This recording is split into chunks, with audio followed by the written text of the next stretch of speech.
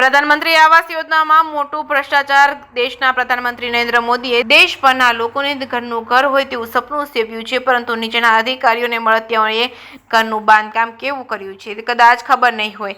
Bhavnagar airport road પર આવેલા બાલાભાઈ હનુમાનની બાજુમાં પ્રધાનમંત્રી આવાસ યોજના મારા શાંતિ બંગલોઝની સામે પ્રધાનમંત્રી આવાસના કબજા સોંપવામાં આવ્યા છે. કોન્ટ્રાક્ટર દ્વારા હલકી કક્ષાની વસ્તુ વાપરી, જેના કારણે આવાસ રહેતા તમામ રહીશો અસંખ્ય આવાસની અંદર સંડાસ બાથરૂમની લાઈનો લીકેજ છે, દિવાલો પર ભેજ છે અને રૂમોની લાદીમાંથી પાણીઓ નીકળે છે. તેમજ અંદર વાપરવામાં આવેલ ઇલેક્ટ્રિકનો સામાન ખૂબ જ હલકી કક્ષાનો છે, વ્યવસ્થિત ફિટિંગ પણ કરેલ નથી. સાથે મોટી ગટર લાઈન 6 માસમાં બ્લોક થવાથી ઉભરાઈ રહી છે. 40% જ લોકો રહેવા માટે આવ્યા છે. લોકોને રહેવા માટે મૂળભૂત સુવિધા, લાઇટ અને પાણી અને ગટર વ્યવસ્થા અને અસંખ્ય જગ્યાઓ પર દિવાલોની અંદર પાણી લીકેજ થાય જેના કારણે પાણી ટપકે છે. પાણીના ભેજ કારણે બાંધકામ બધું નબળું પડી ગયું છે.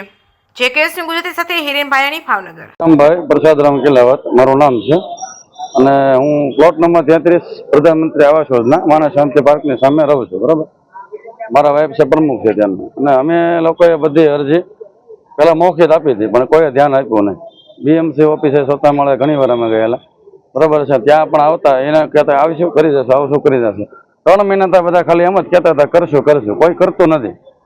અમને કેવી તો અમને એમ કહે છે કે ભાઈ તમારું આમાં આવતું નથી, પર્સનલમાં જે ફ્લેટ વાઇઝ હોય છે. બરાબર, લીકેજ તો એમ કે તમારે નથી આવતું, અમારે ખાલી કોમનનું ધ્યાન રાખવાનું. હવે અમારે બધાનું ધ્યાન રાખવું પડે. પછી મેન પ્રશ્ન તો પાણીનો છે. તો 10 વિંગ છે, 10 વિંગની અંદર પર્સનલ મોટરો છે. તો 5 મોટરો તો સાવ હાલતી જ નથી, 5 મોટરો હાલે છે.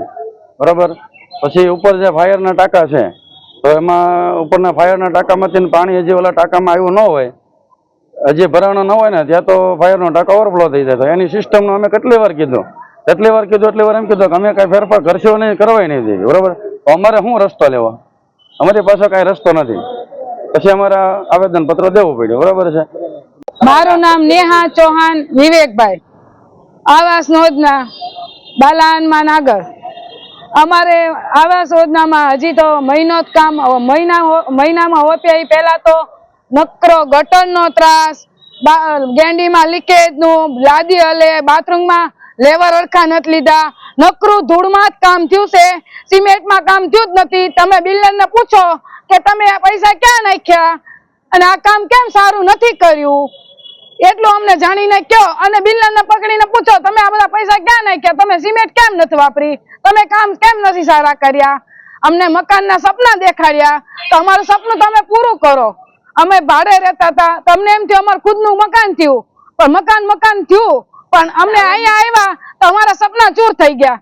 કેમ કે અમારે હજી 15 વર્ષની લોન નથી પૂરી થઈ, ત્યાં તો આ 2 વર્ષમાં મકાન ખંડર થઈ જશે. કેમ કે નકરી ધૂળનું જ કામ છે, સિમેન્ટ તો વપરાય નથી. હજી તો ઓપ્યા ભેગી લીપમાં ત્રાસ થવા માંડ્યો. લીપ ઘડિયા લીપ ચોટી જાય, બંધ થઈ જાય, કેટલા જાતના ત્રાસ છે અમને. અને અમને એમ થયું કે અમારું સપનું પૂરું, પણ સપનું પૂરું નહીં, વિખાઈ ગયું. અમારા ઘરનું સપનું વિખાઈ ગયું. અને અમારે 15 વર્ષની લોન છે, હવે એનું શું કરવાનું? અમારે હમણાં 15 વર્ષની લોન પૂરી થાય પછી મકાન ખંડર થઈ જશે, હવે એનો જવાબ કોણ માથે લેશે? મારું નામ જગદીશભાઈ ગોહેલ. પ્રધાનમંત્રી આવાસ યોજના જે એરપોર્ટ રોડ ઉપર આવેલા છે માનસ શાંતિની સામે, હજી લગભગ 3 મહિના થયા છે એને સોંપ્યા. એને ત્યાં પ્રશ્નો એટલા બધા છે એની કોઈ હદ નથી. કારણ કે આખા જે બધી વીકુ છે એની અંદર લગભગ જ્યાં હોય એના બધે પાણી લીકેજ છે. એવા શિખાઉ કારીગરો પાસે જે પ્લમ્બર્સનું કામ કરાવ્યું છે, ઇલેક્ટ્રિકનું કામ કરાવ્યું છે, બાંધકામનું કામ કરે, એકદમ હાવ હલકી કક્ષાની બધી વસ્તુ વાપરેલી છે. સાથે સાથે પાણીનો પ્રશ્ન મોટો છે. પછી અંદર મોટરો આવેલી છે એ ભંગાર છે. એટલે લગભગ તો આખું જે કામ છે અંદર મોટો ભ્રષ્ટાચાર થયેલો છે. અને અમે વિજિલન્સ તપાસની પણ માંગણી કરેલી છે, એ સાથે આપેલું છે. એક નકલ અમે મીડિયાવાળાને પણ આપવાના છીએ. ને બાકી પ્રશ્ન તો એટલા બધા છે કે એની કોઈ હદ જ નથી. એટલે આવાસ યોજના એક ઘરનું સપનું પૂરું કર્યું છે મોદી સાહેબે, પણ નીચેના જે લોકો છે એ સપનું અમારું રોડી નાખ્યું.